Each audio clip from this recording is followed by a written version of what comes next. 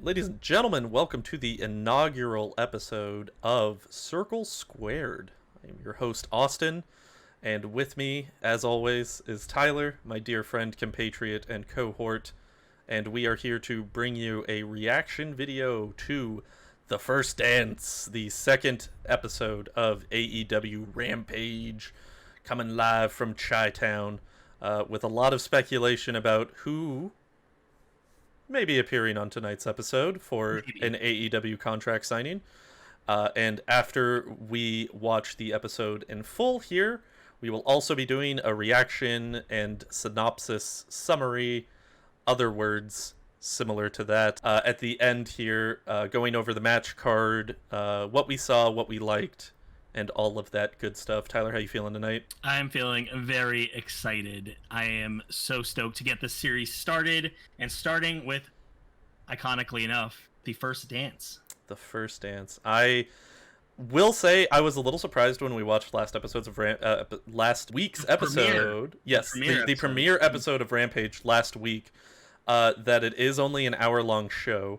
But as we had talked about, it is kind of nice because it feels a lot more succinct. You know, you get your matches, you get some promo in between when necessary, and outside of that, it kind of trims the fat a little bit and really just gives us what we're there for, and it doesn't feel like watching a 3-hour episode of Raw, which is very nice. Yes, for sure. We've definitely been watching quite a bit of wrestling the past couple days, and one of the things we've come to appreciate is a forward momentum, a through line, a sort of sense of narrative, and knowing that things are progressing instead of just twiddling their thumbs. And I think that tonight's episode of Rampage is definitely going to be a bit of that. Yeah, not as much spinning the wheels, because as we all know, Johnny Gargano hates wheels. So He hates wheels. Hates also, they're wheels. not that bad. They're not that bad. But They got definitely- better. They got so much better. Oh, man. And we're already going to discuss it later, but this is going to be one of several videos we're going to have on this kind of stuff going forward. Yes. We're trying to be consistent about that, and this is a great episode to start, I think. Yeah, I'm very excited. I mean, outside of the hypothetical of Mr. Brooks's appearance here tonight for AEW, I am excited for the rest of the card, to be honest. I'm always excited to see Jurassic Express. I think that they're one of the best things going in the AEW tag scene right now. We get some Moxley action, which is always enjoyable and always appreciated, and has the best ring announcer entrance in the game right now, bar none. Yes.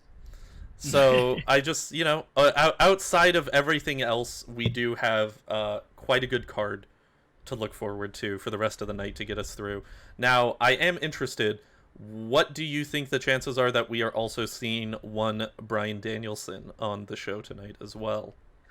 It's hard to say because I think at the end of the day, we know what this episode is about. We know who we're here for. Mm-hmm. And on one end, I feel a bit, I don't know, conflicted about having multiple big name talents showing up at the same time. It kind of like steps over one. But the one way I do see this working out, having them both premiere, is having Brooks or Punk, whichever he comes out as, come out and then get attacked by Danielson. That's the one way I see it playing out. How about you? That could work, but I feel like we're already setting up so much for Punk's debut match to be with Darby that I feel like if we did a Bryan Danielson swerve heel attack angle, I feel like that would kind of take away from the setup that we've been getting with AEW up until this point. Now, if we got, say, a Bryan Danielson run out and attack on Moxley after his match, I could see that working. I could see it working hypothetically if he were to come out against somebody else and set the foundation. But like you were saying as well, I don't know, because I do agree. I feel like it would kind of be stepping on toes at that point, We already have the Punk debut. We don't necessarily want to have to staunch the card by also having the Bryan Danielson debut at the same time.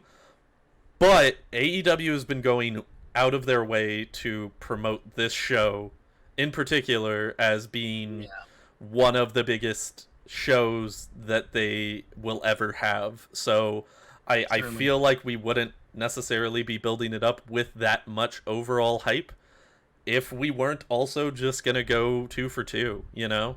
I think that there's a good chance on that. Yeah.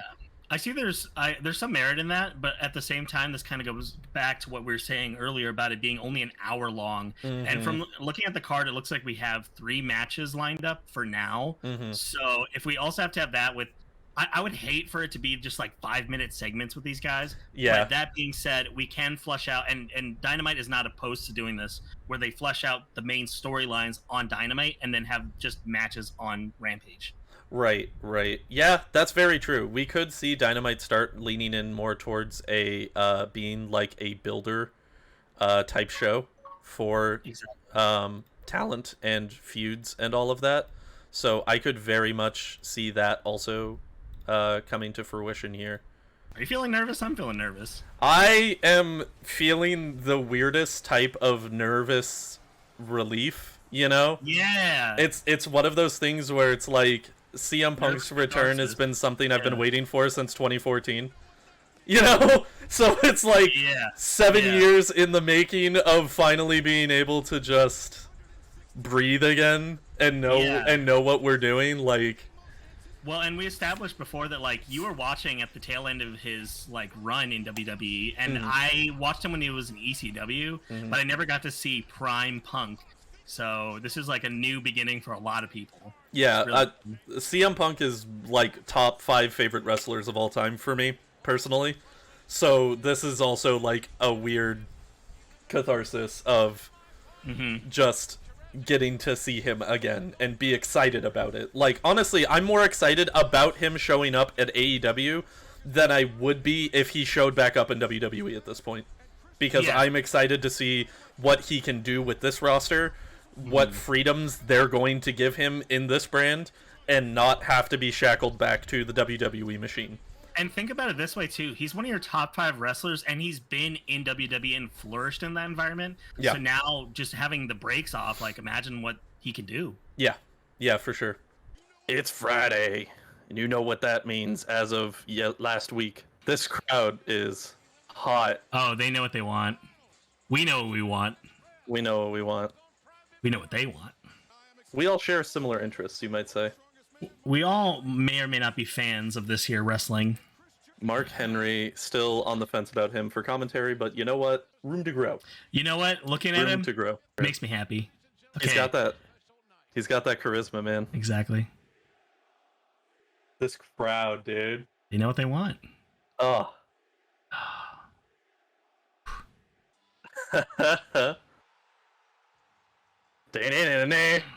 And he got to use the music. Yeah. Oh, that guy's losing his mind. Oh my god. I'm that guy right now. Yeah. Let it out, man. Let it out. Oh my god. How are we feeling? Mr. Brooks is in the building. Oh, and it's CM Punk. Yes. And it is CM Punk, the best in the world. Not to be mistaken. What time is it, Phil? Oh man. What time is it? Please tell us. Could you imagine if they would have gotten Living Color live, like at the WrestleMania entrance? I can imagine it. I feel like saving that for a pay-per-view, though. Yeah, for sure. Because otherwise, you're going to set a precedent. We might see them at TakeOver. Who's to say? All out. Oh my god. If we saw them he just showed up and he's now the NXT champion. Let's go. Number 1 contender. CMP is NXT. Oh. Yeah? It's clobbering time. There was literally no other way to open this episode, right? Yeah, like we discussed, it had to start with his music. There was literally no other way. It's CM Punk. Oh, look at that man. Look at that boy. But it's great. Oh, my heart. Oh, we got crying fans. We got hugging fans. Yo, oh my god, he's so happy. In the crowd. The only thing that would have been better is if he would have blew him a kiss. Let's be fair. That would have been just, it's already pretty fucking great. Wow. Did you see that guy's sign? behind the 2,766 I days. cannot read. So it said, "We wish WWE well in its future endeavors." Wow! Wow.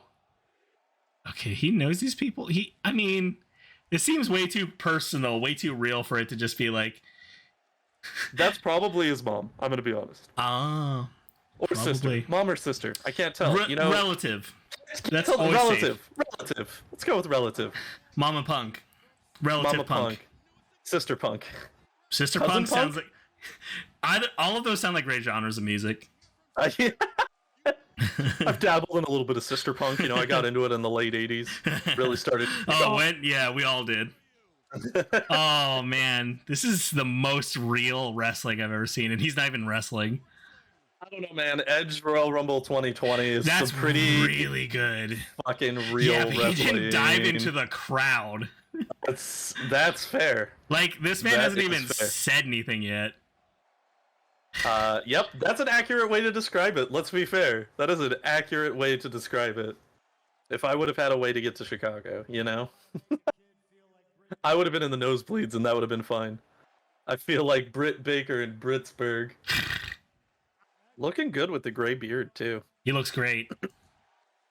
Inaugural inductee into the AEW Hall of Fame.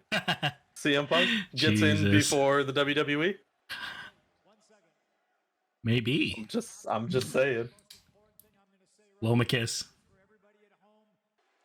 Dude knows how to work a mic. Yeah, for real. I mean, you have all the time in the world.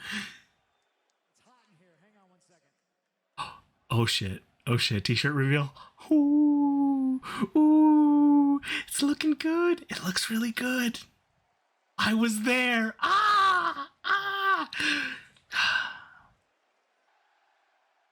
Oh, please do. Oh, yes. Oh my god. All right, so this entire recap is just gonna be this section. Yep. Oh, we got Darby chance. Oh hey. Damn. Him and Papa had to get the nosebleed seats. Exactly. They had to get the Vengeful Spirit seats. It's a lot of ice cream. Oh, do you know the history of CM Punk in the WWE ice cream bars? Nah. He was trying to get them remade, and he wanted to have himself on an ice cream bar, because the WWE ice cream bars used to have like print stamps of wrestlers on the bars. Mm-hmm. And he was trying to get it over, and there was something that happened backstage where Vince ended up like squashing the idea. So I guess he made a reference to the ice cream bars in like some interview that he was doing in 2011 when he was cutting a promo, and apparently the Good Humor, the ice cream brand that made the ice cream bars, actually redid the ice cream bars again, and he was on the ice cream bar as one of the superstars for the new run of the WWE ice cream bars. And so because of that, it's just become like this weird promo thing with him and the ice cream bars. I'm pretty sure that there was even like a pay-per-view poster from WWE that had a picture of Punk holding an ice cream bar. Nice. So it just like became this like co-branding thing that they ended up doing with the ice cream bars. Awesome. And so here we are. CM Punk is ice cream. Who knew? Christian still cuts a good promo. Yeah, he does. It is interesting seeing him as a solo promo cutter, though. It does remind me of the TNA days, but even then, most of the time he was in TNA, didn't he have a stable with him usually? Yeah, he when definitely he was first there. He definitely like formed a posse around himself to keep himself safe when he was playing like cowardly heels. Yeah. Heel turn for Christian. I like face Christian. I don't want to go back to the days of heel Christian. I've never enjoyed heel Christian as much. He's great as a cowardly heel character. I just enjoy seeing Christian as a face, For sure. He's like very baby face. It's one of those things that I just, even like in the tag team days when they were supposedly heels, him and Edge were still like super faces in comparison. I've just got this comparison to it, or draw to it, I guess. What are we doing with Private Party these days? I'm impressed that Private Party has a 9-1 record, honestly. I'm interested if they're going to be trying to give them a push again But it for the tag it spot. said 9-1? Yeah, they're 9-1. Oh, it said they won 10 of their 11 matches. Their 2021 record is 9-1. Oh, 9-1. Wow. Oh, yeah, I guess not a lot of wrestling all around for 2020. So I'm down to see them back in the title spot again. I like Private Party. And attaching to the Matt Hardy brand is also just It was a great progression. such a good move. Yeah. Yeah. At least we're Jurassic Express again. With Marco Stunt. With Marco Stunt. Wow, he's ranked 9-2. number 4 in the division? I like how ranks really do matter in AEW. Yeah. It is so nice for story building, you know? Yes. It's just nice to have that consistency to it. And being able to have that point of reference. So you could be like, exactly. yeah, this person justifies a title shot because exactly. why would they not? It gives the wrestlers something to chase, improving their rank so that they get more opportunities. Mm-hmm. Mm-hmm. And Marco is still tiny. Having a reason other than if the person in the back likes you or not. Yeah. For whether or not you're gonna get a title push. Okay, so if I'm remembering correctly, this is a tag team like tournament? It's a qualifier tournament. So they're just watching. I believe it is only 4 tag teams, and the winner of it gets to face the Young Bucks at All Out for the title in a steel cage match. Perfect sense. Oh, right. Yeah. Okay. So I think it's the other 2 is FTR and is it Men of the Year or whatever they're called? No, it's Lucha Bros, right? Oh, well, Varsity Blondes.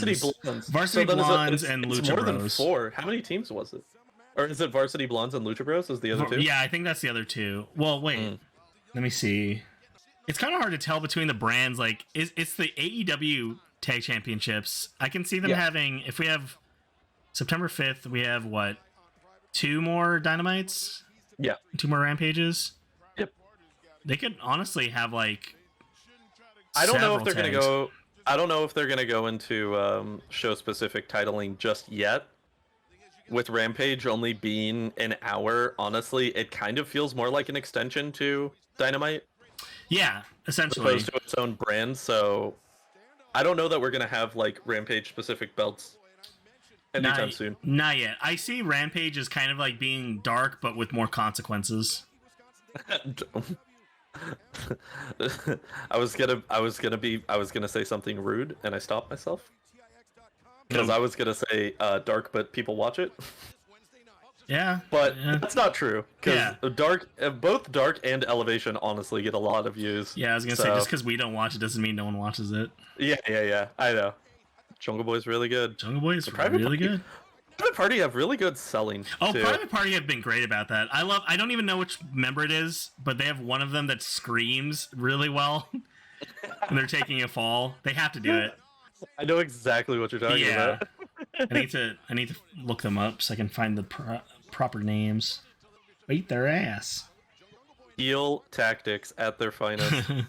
Matt Hardy with the punches. Isn't somebody wrestling Matt Hardy at All Out? At All Out? Yes. Am I crazy? No. It's not. Is it Christian?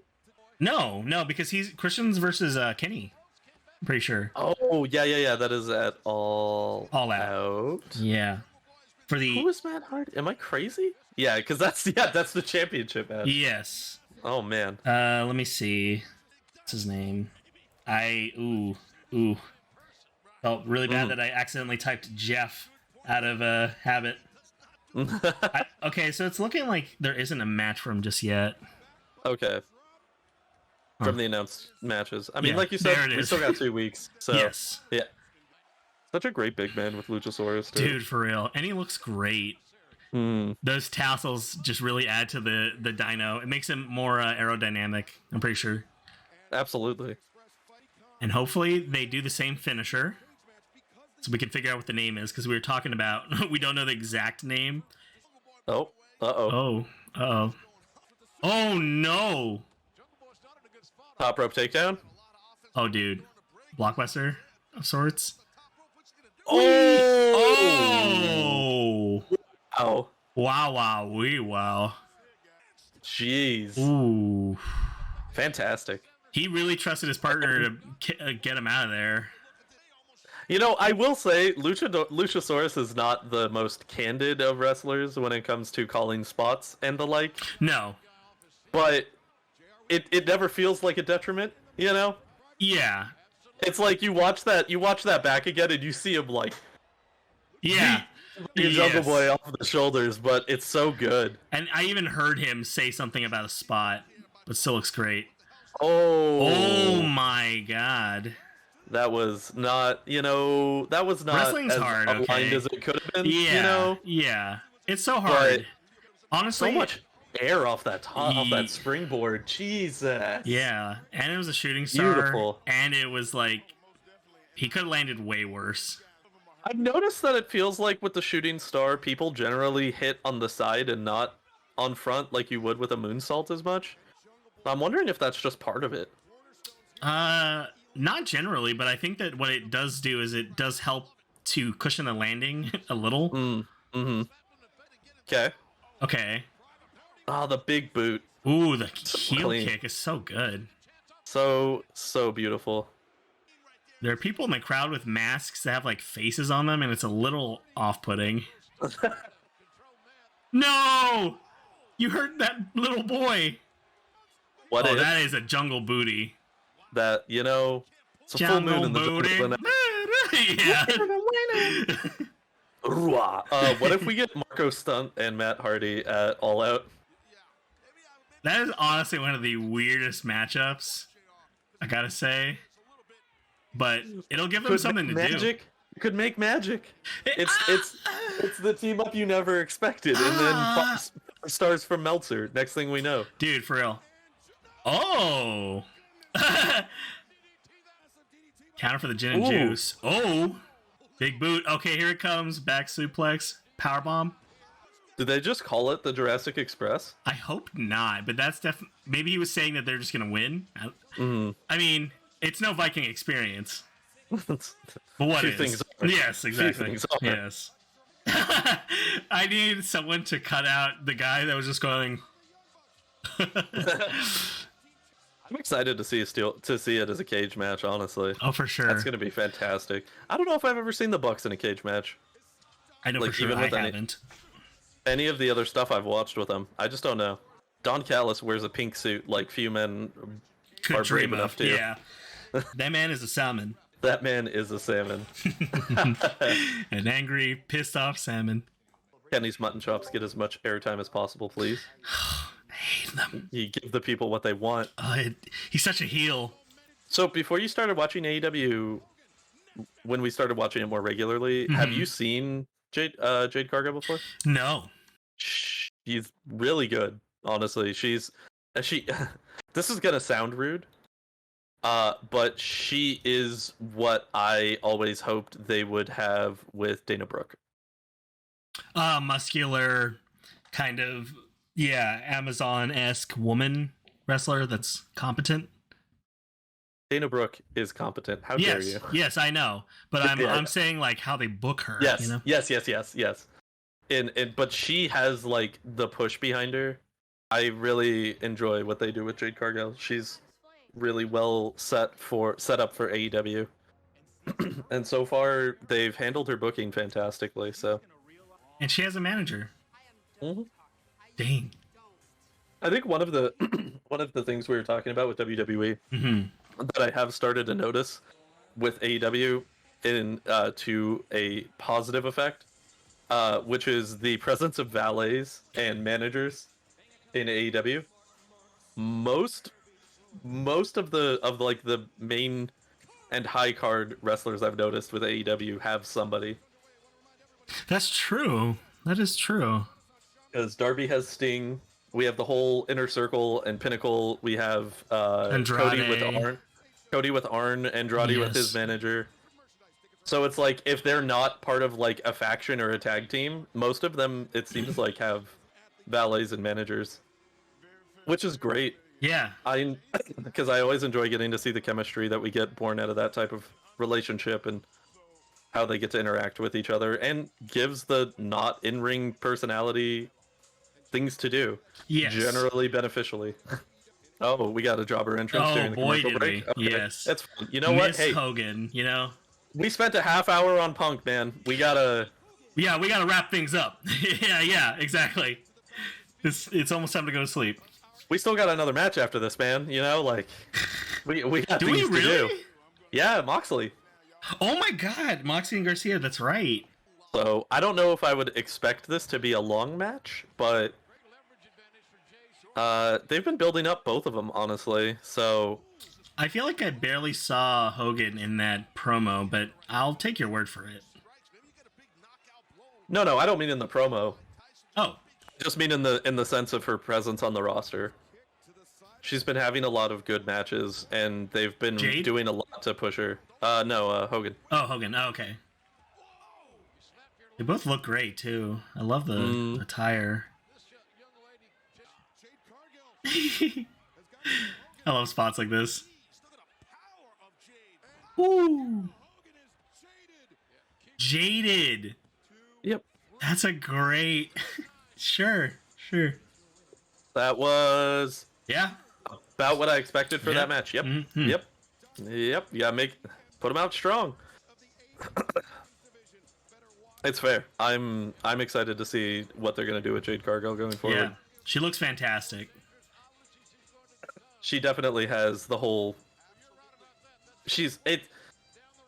Total package. Is that what we I mean, refer to it it's as? hard She's great on the mic. She's great in the ring. I feel like they didn't give her a lot, but from what I In saw the previous there, stuff that I've seen her in, okay, like that whole feud built up with Cody, because originally it was supposed to be Jade and Brandy was gonna be her original debut feud. That's and right. then Brandy got pregnant, so she wasn't doing. So since she's not doing in ring, that's when they did the whole thing with Red Velvet. Yes, that sounds way more familiar. And then also are now repackaging her with Hogan to give her her new push. So I'm excited. It's forward momentum for both of them, I suppose. For sure. Jamie Hayter was that weird surprise woman that showed up last week, right? Yes. At the end of the episode, She- that we didn't she- know who she was. Yes, she did the whole reveal with the hood down, and then no one knew who she was. Yeah. Ooh, Malachi's going to kill that man. That's what the crowd thought as well. Yeah. Okay, so it's just a 2-round thing. Yes. Okay. It is 4 teams. So it's Lucha. It's gonna be Man. Lucha versus Jurassic Express, right? Jurassic Express versus Lucha Bros is going to be a great match. That's gonna be a fantastic match. I can't wait to see it. No disrespect to Varsity Blondes, because I do actually really like Varsity Blondes. I think that they have a good gimmick, and I like both of the wrestlers. Mhm. Tillman Jr. is looking really good, so he is looking to be. Yeah, they're looking good. They're gonna be good for enhancement, at least for the time being. Okay, so I don't know the name of 2.0. now of 2.0s. I don't know their names, but the guy that we talk about who always looks Yep. like he's on a coke bender, he reminds me of Brutus Beefcake. Like even his look, Yeah. he reminds me of the barber, and he's got like the same energy, and I'm just like, it's real boy energy. It's real great. boy Oh, energy. dude, 2.0 are super boys.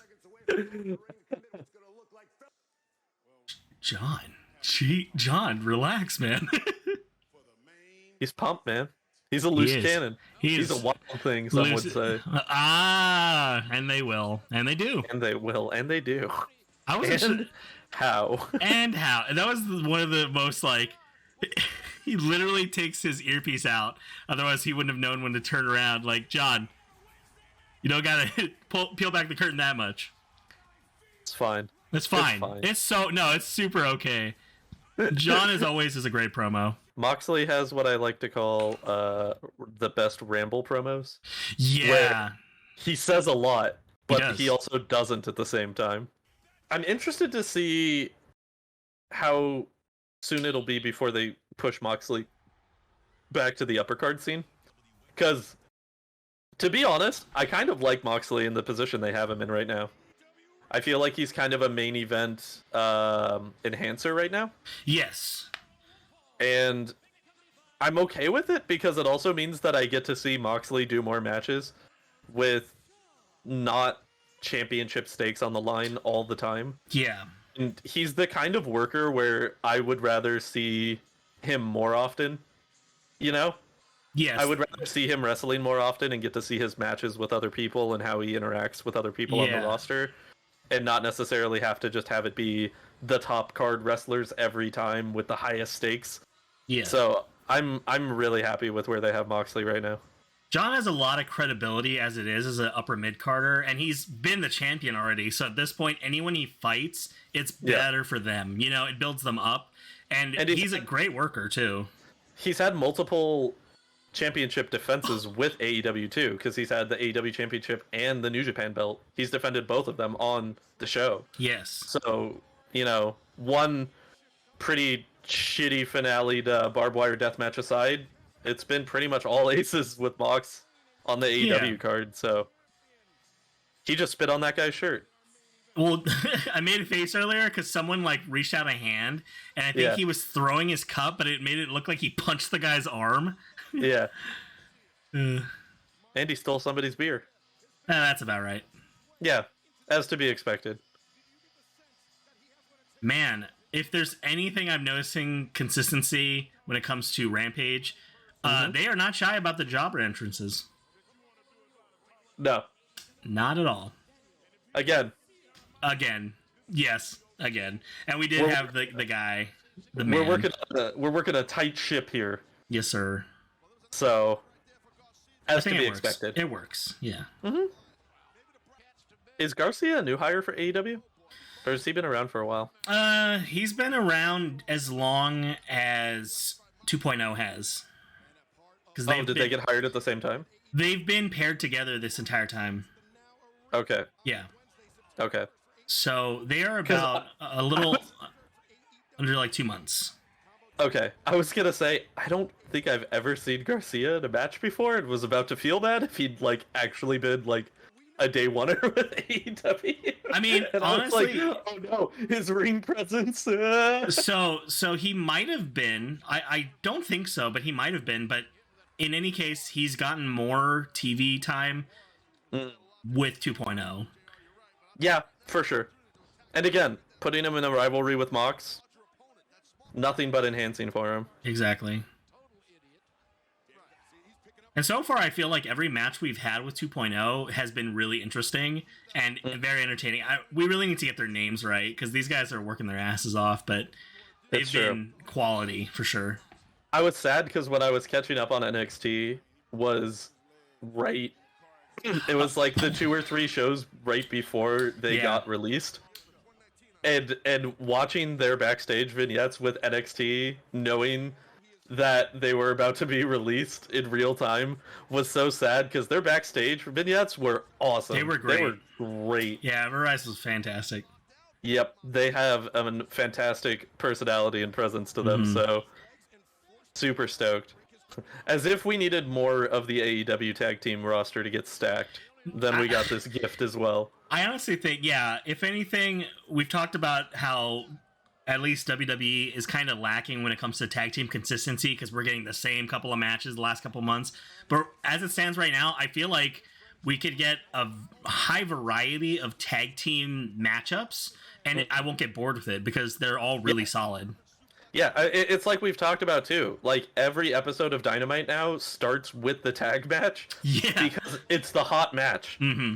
It's usually the best match of the night, in my opinion, and it gets the crowd red hot for the rest of that show. Yes. So and their tag division is amazing right now. If I'm not mistaken, we've agreed that they start with a barn burner match, but 4 out of 5 times it is a tag team match. I didn't even think about that until you said it. Yeah. Majoritively, we end up with a tag team match, and then like last week's Dynamite episode, we end up with a stacked card where everything is a fucking barn burner. Oh man, yeah. This last Dynamite, right? Mm-hmm. Yeah, it was fantastic. What are your feelings on the headbutt?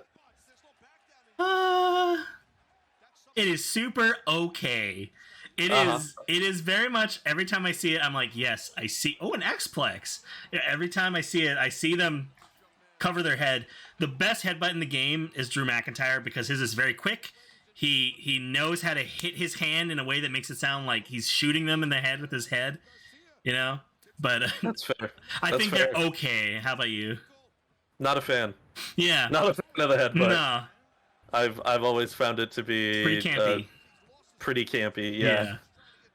It is definitely like a move that's like I want to convey that I'm hitting this guy, but I don't want to. I don't want to work that hard for it.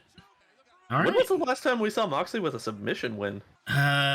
I want to say he's at least had one other submission finish in the past year. Oh man, I hope his leg didn't get messed up. I will say, usually when I see an alternative finish to a match, part of me is wondering like, oh, did something unexpected happen and they had to like improvise? But then again, he has been working his leg the entire match. I'm gonna go with I'm gonna go with a work on this one. That's a hard work. Yes, that's a hard work. Someone's got to do it. Darby and his dad are here. Ah, yes, for the sake of the schmoz. And we get a paradigm. Oh my god, that was a great paradigm shift. That was really clean. It was really clean. Great, so. Actually, I do. Okay, now that I think about it, 2.0 and Darby and his dad have been having some rivalry, you know? Yeah, they have been. And they've also already established that Sting and Moxley have had, like, a mutual respect thing as well. And Moxley's had matches with Darby, right? I think he's at least had one. I cannot remember exactly, but... I was trying to remember if it was a title defense for Moxley or not, but I don't remember. If it was, then it was for the world title? Yeah, but I thought that Darby faced Jericho for the world title. It's all been a blur, man. That's where my brain, keeping the stats straight sometimes, is a bit of a mess. It was a crazy 45 minutes or so of wrestling.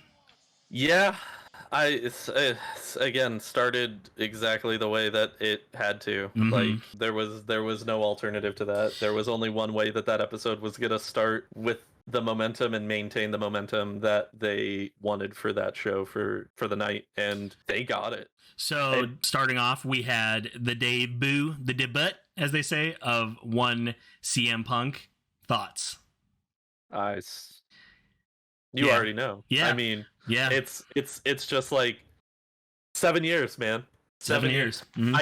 I feel like the most telling part of that entire segment in terms of how to feel with his debut and coming back was talking about how when he left ROH, he left professional wrestling. Yeah. And now tonight he's returned to professional wrestling. Like, yeah, man. I can't wait. His promo was just incredible. Like, I was honestly kind of worried that he'd have a bit of ring rust on the mic, but like he was saying before, he was trying to just go off of the top of his head, speak from the heart, and I think he did incredible. Everything he said felt meaningful. And actually, like, one of the quotes I have here, because there are a couple I would have to, I'm going to watch it again later, but one of the lines he says when he was talking about returning to wrestling was, I didn't know how I was going to feel, but I needed to feel it, which is so good. It's so good. And it shows that he knows exactly how he feels going back into wrestling and how he addressed even, like, people who are criticizing his decisions the past couple years. Yeah. Well, and it's also one of those things where I feel like it is a very clear and concise and final statement of CM Punk's problem was never with wrestling. CM Punk's problem was WWE, which has been clearly documented and noted throughout the past 7 years. There's no debate about that. But I feel like this is really a nail in the coffin of that conversation of, well, CM Punk just doesn't want to wrestle anymore. He went to MMA, so obviously he's done with professional wrestling, you know? And this was very much him emphatically blowing that statement out of the water and going, no. Wrestling wasn't the problem. Mm-hmm. So I can't wait. I'm excited. Obviously, when we get to see him in the ring, that's going to be a different story. Mm-hmm. September 5th. Yeah. But that'll be, you know, the definitive of how is it going to go? How are we doing? So I have a couple of questions about that. One, how are you feeling about the Darby matchup coming in on All Out? I think it's a great matchup for him to have as an opener. Darby's a really good worker. He's a really good striker and technical wrestler to be able to put up against somebody like Punk, where they're both going to be able to complement each other and make each other look really good. Mm-hmm.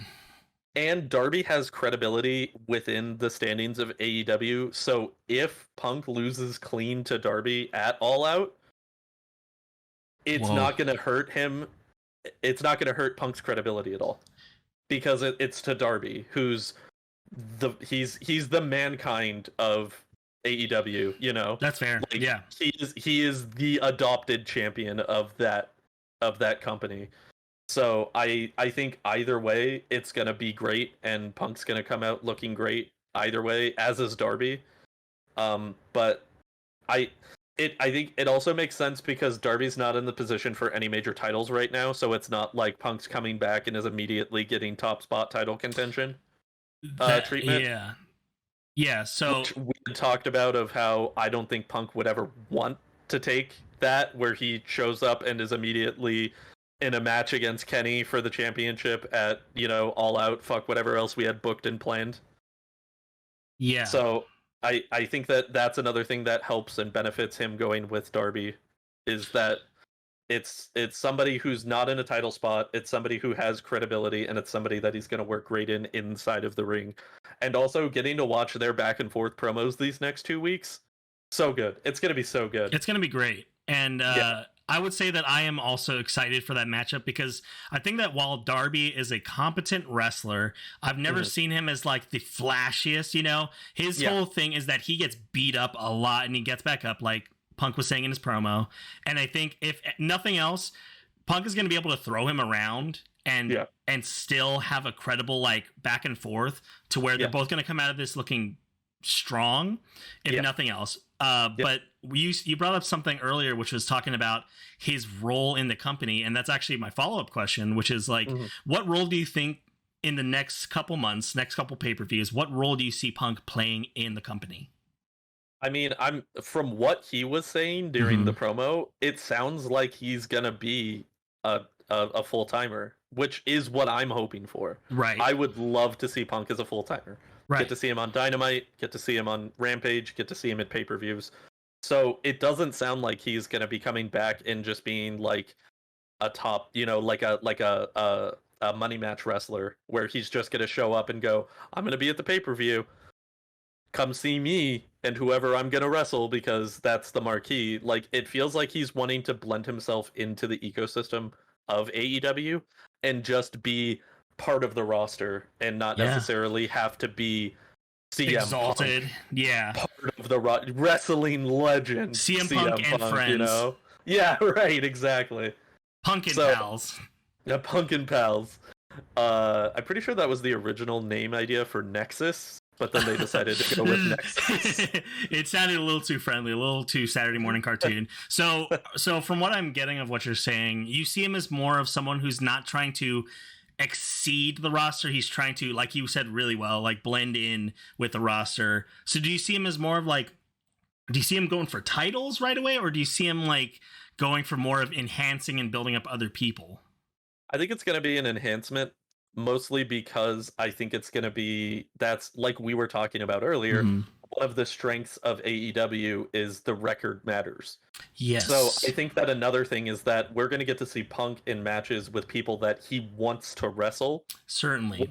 Building a record to get up to the title spot, because he's definitely going to get into the title spot one way or another. Yeah, it's inevitable. So I am excited more, honestly, by the prospect of seeing who he wrestles on his way there than I am necessarily about seeing him in that title spot. Because I do like the main title spot in AEW right now, because we got Kenny, we got Christian, we got Ambrose, Moxley, we got Adam Page. Yeah. Sorry, something got my throat. Yeah. Moxley, yep, we got Adam Page. So, I mean, it's going to be an incredible main spot once he gets there as well. But, like, thinking about the people that he could face on the way there, like Jungle Boy and, dude, Malachi, Dude, that's what I was thinking of. Because here's the thing too. Because Malachi is another new hot ad, which I personally am more excited about. But that's just me. But do you see him like going undefeated? Like, do you see CM Punk like getting a dash on his record like a couple months in? I could see that, absolutely. And honestly, Malachi is the person that I could see that being. Oh God! Because I have a feeling that they're going to put Malachi on an undefeated road to the championship. Oh yeah, 100%. And I could see that last roadblock of the championship spot being Malachi and CM Punk, and that great. And think about this too, like kind of what I've been seeing Malachi do in his promos is he's challenging people who think that they are better than they actually are, people who are exalted by the company, by themselves, by the crowd. And who is more exalted right now than CM Punk, you know? So that maybe Miro, but that's because he has a double jointed wife and the power of God on his side. Exactly. Yes, he is God's favorite champion. He is only exalted in the eyes of the Lord and his double jointed wife. Yes, for sure. Absolutely. Yes. Absolutely. Any other thoughts on the opening? This is just the opening section.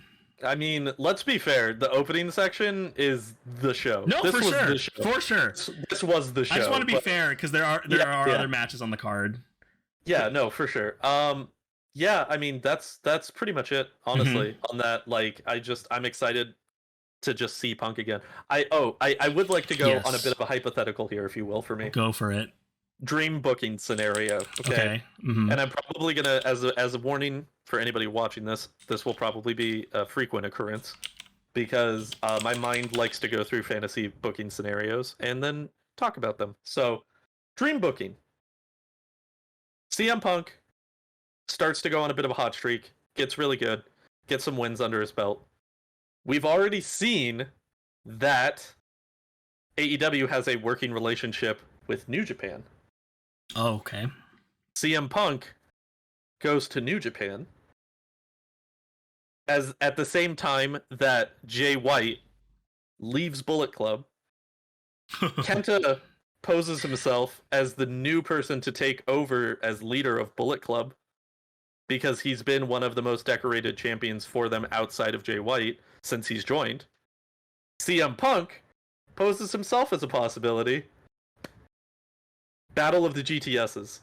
Kenta versus Punk for leadership of the Bullet Club in New Japan. Oh, wow. That is some phenomenal dream booking, I got to tell you. And I think, honestly, that would be an amazing matchup and add more credibility to an already credible organization such as New Japan.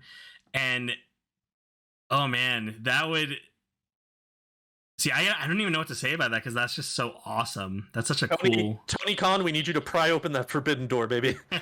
grease up that crowbar and get to work, man. Exactly. Oh, that would be great. But that was just something I was thinking of, like, while we were talking about, like, what Punk could do and who he could face and stuff like that. And it's also that excitement of it as well, as it's like, this isn't just CM Punk in AEW anymore. This is CM Punk with the potential of being in AEW, in New Japan, at Impact, AAA, like literally wherever. Going back to Ring of Honor maybe for a spot? Maybe. I don't know.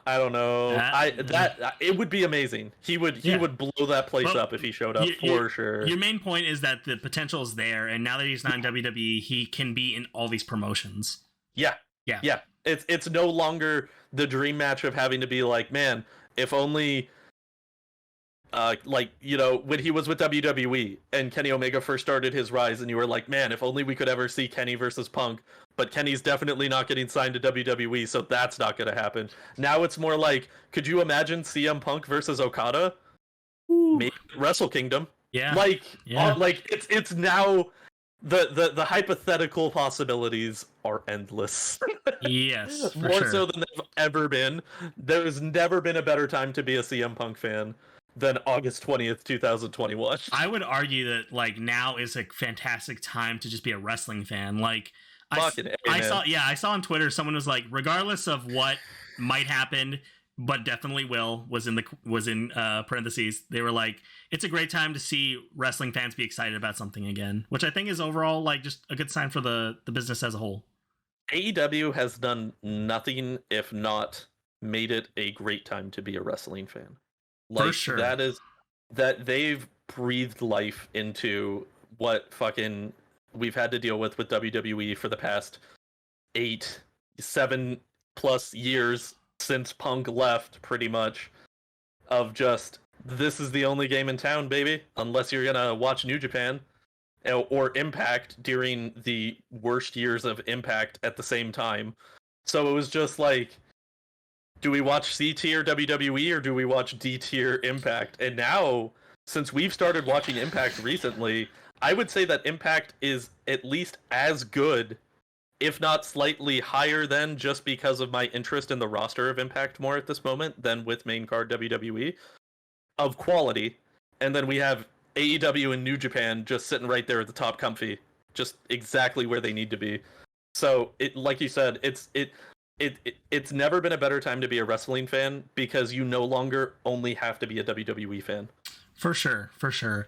Okay, do you have any other thoughts on the introduction portion? That will do it for the intro for us. Anything in your noggin? No, I think we just about covered everything and beyond, honestly. At this point now, It's just like, I'm just gonna be open to see how he performs, and that's what I'm here for. Okay, so after that, we had a very brief Christian promo where he was putting over Jurassic Express. And I don't think I really had many takeaways about it. I'm gonna have to rewatch the promo, but regardless, we can say Christian as a face is doing good. It was Jurassic Express is gonna win, and I'm gonna beat Kenny because I'm already in his head. It's the Christian promo. Yes, we've been getting for the past 2 weeks. Yes, but yeah, and like I was saying during it, I'm enjoying seeing Christian again. Honestly. Mm-hmm. He looks great in the ring still. Yes. He has incredible mic skills, hasn't lost a beat, and pairing him with Jurassic Express, to borrow a phrase from Edge and Christian, fucking rocket strapping, man. Jurassic Express is just getting strapped in. So yes. Yeah, and that's also a good segue into the following match, which was Jurassic Express versus Private Party in the World Tag Team Championship Eliminator Tournament semifinal. What did we think about this? I do think it's funny that they already refer to it as a semifinal, considering that it was literally the first match of the tournament. But it's fine. Yeah, it's a short term. Hey man, not all tournament arcs are very extensive. This that's fair. Yes, that is fair. Yes. But yeah, the match was great. Private Party looks great. They incredible sellers, incredible workers. Great fucking position with the Big Money Matt Hardy brand backing for them, like, just super enjoyable. And Jurassic Express is like my favorite tag team in AEW right now. They are they're doing so good, and it was a great match. It was super good. It wasn't long, but understandably so. Again, we had our opening half of the show take place already, so we're just filling in the back half right now. Well, and not to take away from their match, but like a match with Jurassic Express and Private Party is going to be fast paced regardless, just because that's the kind of workers they are. Yeah, So we didn't have to worry about them taking up too much time. Considering Luchasaurus' size as well, one of the cleanest, fastest workers in AEW too. Like, that man has incredible spots. He always makes everything look good. And Jungle Boy is amazing, man. He is blown up over the last year. He's gotten so good. Crazy. It is crazy. His match with I think it was Jericho, right, for the championship. Wasn't that a Jericho? No. It was. I'm pretty sure it was Kenny. It was Kenny. Yes, it was Kenny. That match is amazing. Yeah, that match is absolutely fantastic. So yeah, I'm excited to see them. And like I said, I'm glad that they're backing with Christian. He's a great mouthpiece to be able to get them over. And yeah, it was great. Solid match. Yeah. And we had a cool spot where the Jurassic Express got in a position for what we were referring to as like the Lucha suplex, which is just electric chair position on Luchasaurus' shoulders with Jungle Boy. He gets up and is ready to do the suplex onto one of the members of Private Party. Again, I'll get the names later. But he reverts it back on them and turns it into like basically like a pile driver kind of spot. Yeah. And that was gnarly. That was awesome. Yeah, that was super great. And the whole setup. I also enjoyed that the whole setup sell for it was that they were attacking Jungle Boy and not Luchasaurus, because they knew that Luchasaurus didn't have to get taken out because he was already busy holding up Jungle Boy. Yes. So it's just like, that ring reading of just, yeah, you beat up Jungle Boy so he can't stop you. And Luchasaurus can't stop them. Yeah. And then they pulled off a beautiful top rope hit. So yeah, solid, and really solid. And then it closed out with, we cannot tell if it's called the Jurassic Express for their finisher, but it's a great finisher. And this time around, last time I saw it, when Luchasaurus did the back suplex into the powerbomb, it was a little side powerbomb from Jungle Boy, but this time around he got in a position and dunked hard, and it looked awesome. Yeah, it's a great finisher. Yes. It's one of my favorite tag team finishers that's out there right now. It's super good. Yeah, certainly. And that was that match. After that, we had Jade Cargill versus, I have your Hogan, but I don't think I have her. Kiera Hogan. That's what it is. Kiera Hogan. Yep. Yes. And this one was a little bit more of a like, okay, we need to like get through this, and we're getting Jade over. But like you were saying before, it's a great way of getting both of them over, but especially Jade. Can you elaborate more on that?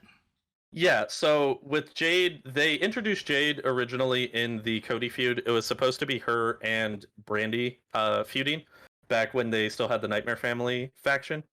And then Brandy ended up getting pregnant.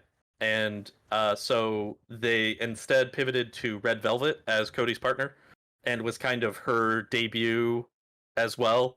So it was Jade and Red Velvet's kind of joint debut feud. Gotcha. And that was with the Cody and Red Velvet versus Jade and Shaquille O'Neal match on Dynamite. Ah, yes. With the fantastic double table bump spot from Shaquille O'Neal. That apparently, I actually just read an article like a week ago that he didn't know it was going to be a double table. They originally told him that it was supposed to be a covered table. And I think that the point of it was supposed to be that they were going to put like a cushion mattress under the table, under like the dressing. Gotcha. Instead, they put that man through two tables with no padding. So, hey, Shaquille's to him for still taking the spot. Exactly. Yeah. It is honestly like one of my favorite ridiculous gimmick celebrity matches I've seen in like the past 2 years. That match was fun. And it was super good. And so now we've gone from that to Jade in a mini feud of sorts with Kira. Like, I'm not too familiar with. So Jade, I don't know if she got injured or what the story was, but she wasn't really on Dynamite for like the last couple of months. And I don't know, like I said, I don't know if she got injured or if it was with COVID, if she was just out and wasn't part of the bubble for AEW. Sure. But so now they're kind of reintroducing her as this new monster heel for the women's division in AEW, which is great because we need one. Yes. Since Britt is a super face right now. She is. She's a super face in the sense of how over she is with the crowd and not getting heel heat. She doesn't get the hate heat in the way that like Nia Jax would, which I consider to be heel. Yes. For me, it's more that I base it on the crowd reaction than necessarily their actions in the ring. And Britt is super over. Okay, so Jade is supposed to be serving a purpose of being a monster heel. Okay. Yes, which she is doing a fantastic job of, and having her with the manager and everything as well. Like we were also talking about, managers and valets love to see him in AEW. Love to see it. And so they have brought in Kiera Hogan as also kind of, this is her kind of push that she's been having the last couple of months on AEW. I think just recently debuted. Oh, okay. And so with that, she was in a match with Statlander. I believe she also had a match with Britt, right? On the Kiera? Yeah. Am I crazy? Am I mistaken about that? I could not tell you. I honestly am not super familiar with Miss Hogan. But so this is supposed to be both of their kind of reintroductory pushes. I see. Okay. But I will say that they've definitely positioned Kiera so far in that she is more of, I don't want to say it in a rude sense, but is kind of in a jobber spot right now. You could just say enhancement. Enhancement. That's totally fine. Yeah. She is an enhancement talent. Yeah. but she's really good is the other thing. She's a Dolph Ziggler, if you will. I see. She makes other people look good. She's a consistently good worker. Okay. She's on a bit of a losing streak right now. Well, that's totally fine. But that did remind me that I think one of the things that put me over about Kiera was that when Jade puts her in the position for what I think is her finisher's called Jaded. It's basically like a what's the word? It's the Glamazon finisher. Glam Slam? It's like a Glam Slam. Yeah. And she was just screaming like, put me down. And I think that was very good working by Kiera. Yeah, her sellability is super solid. She's had that with every her match with Statlander was really entertaining because Statlander has the nose boop and everything. Yes, and she sells really good with her and was really entertaining in that. You need someone like that. Yeah, you need people like that. Absolutely, and so I'm excited to see more of both of them because we need a bit of a pick me up with the women's division in AEW, which is something that again has been said multiple times. It is a well-known Don't need to go into it too much. But it's getting there. And Britt's carrying the division on her back. Britt's amazing. Very easily say. Yeah, she's fantastic. She's phenomenal. But as it stands right now, this match, at least above all else, helps both of them establish themselves in the women's division, which, like we said, needs a little bit more variety. So after that, we had... Oh, and of course, Jade went over. In very convincing fashion. Honestly, I couldn't keep track of the match too much. There was not too much going on. We were kind of wrapping things up, we had to get places. But that led to our main event, which was Jon Moxley versus, I think, Daniel Garcia. Daniel Garcia. Yes. Yep.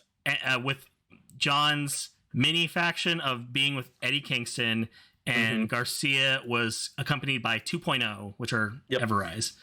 Yep. Yeah. And what did you think about the match? Again, really good. Moxley is in a great enhancement position as well right now. Having him not be the champion and have to defend the belt all the time is only beneficial to the rest of the roster. He's got incredible credibility. He's got a great work rate. He's got great in-ring and out-of-ring presence. And so anybody that they put him in a feud with is instantly going to get more eyes on it, if only for the people that are there for Mox, which is not bad. No. So Garcia looked good. He looked solid. Like we were talking about during the match, though, I think this is maybe the first time I've actually seen him wrestle. I don't know. He definitely has wrestled the past couple weeks, but not anything. Let me see. Okay. He was against, this is even more onus to us being big fat phonies because he fought Seidel yesterday. Yes. Seidel on the Dynamite episode. On Dark Elevation. On Dark Elevation? Yes. Apparently. Who did Seidel wrestle? Okay, never mind. No, the Seidels, I think, But either way. They had a match on Dynamite, Either right? way, this is just more onus for us to watch more of the content out there, right? Right? Like, that's all we have to say. We're going to take that semi-L, but either way, I think that one thing that Garcia does very well, because he's very clearly, along with 2.0, are great enhancement talent. Daniel Garcia has this really interesting amount of ferocity to him because he comes off as someone who's very small. He has the creative wrestler build. He's got the build of someone who's going to get tossed around like a jobber, but he has this energy about him that he thinks he's the biggest guy in the room, and I think that's really cool. Really cool. Yeah, it's really good. It's a really smart way to be able to book him as well, like you said, with the build that he has. Yes. It is cool to be able to see somebody with that type of energy and not just immediately be like, oh, well, he's going to get in a match with Cage and Cage is just going to rip him apart. And you're like, no, realistically, we could have a pretty solid back and forth between them. Also, for clarification, I do want to state, neither of us watch Elevation or Dark, so... But we will. But we will. But neither of us have been watching them, so them having that match on Elevation, that's a blind spot, and and we're gonna fill in that blind spot. That's all there is to say about it. Okay, anyway, moving right along. No, but it was a great match. I think it was a great match. They had schmoz at the end to get everybody into it. Yes. We had Moxley win clean with the submission. Yeah, but we also did have the schmoz that had Darby and Sting running down to help out because they're in a bit of a feud with 2.0 and Garcia. But I was gonna say, so for the finish, we had the submission from Moxley, which we were saying was interesting because Yes. don't remember the last time I've seen Moxley do a submission finisher. Yeah. And so that was an interesting hit to get. And then after that, we had Schmaz 2.0 jump the ring, start beating up Moxley. Oh, it was after that. Then, yeah, and then Kingston jumps in, gets jumped by 2.0, and then, like you said, Darby and Sting run in, get the Schmaz in the middle. Moxley gets to hit the paradigm shift still. Very good sell by Garcia. Stinger gets a Stinger slam. He gets a double Stinger splash on 2.0, who gets stacked up in the corner. Yeah. Yes. And so after that, everybody goes over, and it was great. It was a perfect schmoz ending for this episode because you got to see Ring. We also got the coffin drop. Darby also got a coffin drop. So double everybody got drop. Spot. Everybody got their spot. I don't think Eddie popped off a finisher, but he was there. He helped. Eddie is such a great hype man, and I will leave it at that. That's all we gotta say there. Yes, so everyone else got their spots in. Yep. Everyone got the spot. Everybody, crowd got to pop. Everybody got to see it. Great time, and yeah, a great close, great finale, like you said, setting up more of 2.0 and Darby and Sting for the future, because obviously we're gonna have Darby and Punk at All Out. But I could see them doing Sting and Darby versus 2.0 in the next 2 weeks as the lead up to All Out. Certainly. To get Sting some more in-ring time, because I think Dynamite was the first time, because they fought on Dynamite, right? It was 2.0 and Sting and Darby. Yes. And it was the first time that Sting's been in a match since he left WWE. I mean, he was technically in that. I mean, the Brian Cage warehouse match. Well, hey, man, it matters. Punk literally referenced it in the promo. It does matter. It does matter, but the sake of wrestling, this was one of his first matches back. Could we say first in-ring match? I don't even know. I already took the L for Dark. There was a ring in the warehouse, but I don't think this is an in-ring match. I thought he was in another match, and at this point, my ego can't take another L of not seeing Dark Elevation, because I'm pretty sure he was on Dynamite in one other match, but I could not tell you. I don't think so, man. I think that was the whole thing, is that was his first his first match. Yeah, fact checking. Yes, it does say podcast. Watch Sting's return to the ring on TNT for the first time. Yeah. So getting more ring experience for Sting is going to be good for sure. Yep. So just to get him a little bit more work, get him ready. But again, we already have the basis for the feud. We could see that being a setup. Maybe I could probably see Dynamite this next week having 6-man tag as the main event. Darby, Moxley, and Sting versus Garcia and 2.0. Oh, yeah. That's why I got confused, because I was like, did they not already do this match? But no, it's generally been schmozzing leading up to it. But yeah, we could definitely get a 6-man, maybe some more story building there. But either way, I think it's good that they're putting Darby in matches where he is still getting his ass beat, but he's still winning, and that's kind of his whole deal. So going into All Out, he's not squashing people, but he is still going over in a way that's convincing, Yeah, absolutely. Yeah, he is by no means a dominating force. No, but he is still a winning force to be reckoned with. There we go. Thank you. Yes, a force to be reckoned with. And yeah, it's great. I think that what they've been able to do with building up Darby Allin as a franchise player for AEW is just good stuff. Yeah. And again, having him with Punk in Punk's re-debut, in-ring debut at All Out in front of a Chicago crowd, it's gonna be a mess, dude. That match is gonna be insanity. So for sure. Any other closing thoughts for First Dance? No, it was, to be honest, it was pretty much exactly what I thought it was going to be, which is the first half, Punk comes back, then we're going to have the rest of our matches as much as we can to fill the back half of it. And granted, again, still good matches. I don't think that there was a bad match on the card tonight. No. But it was trying to get through 3 matches in like a 22-minute time span, so you do what you can. Yeah, certainly. Okay. So I think overall it was a good episode, good time, and I'm glad we got to try this out for our first episode. Yeah. A good one to go on number... I can't, dude. My brain. It's been a night. It's been a night. A good one to start off on. Yes. I was gonna say a good one to go on number 1 on, and my brain was like, that's not English. Yep. That's some Scott Pilgrim vibes right there, and that's all there is to say about that. Okay, so not a sentence. Yeah, with that being said, I think that's going to conclude our first reaction and recap on this here show. And do you want to take us home?